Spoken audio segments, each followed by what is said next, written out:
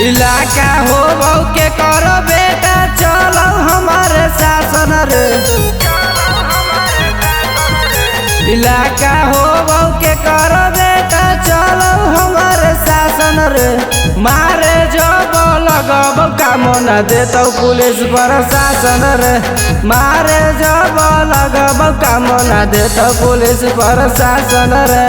हमारा आगे चलो बेटा केहू के भाषण रे। मारे जब लगब काम न देतो पुलिस प्रशासन रे।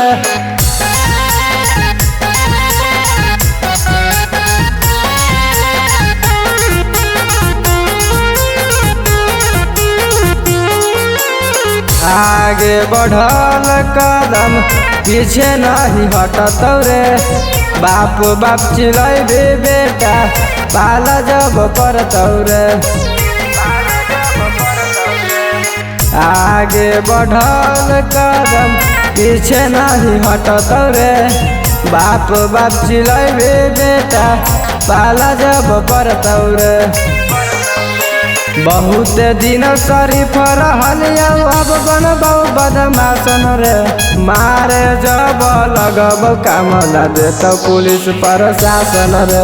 मारे जब लगब काम न देतो पुलिस प्रशासन रे।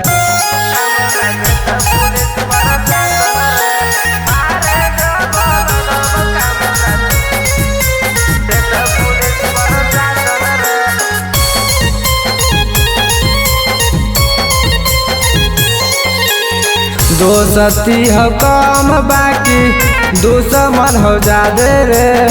हमारा से दूर रह भी हो तो तोरे फायदे रे। दोस्ती हो कम बाकी दुश्मन हो जादे रे। हमारा से दूर रह भी हो तो तोरे फायदे रे। दीपक सूरज के बेटा कर भी तू जे खिलाफन रे। मारे जब लगब काम न देतो पुलिस प्रशासन रे। मारे जब लगब काम न देतो पुलिस प्रशासन रे।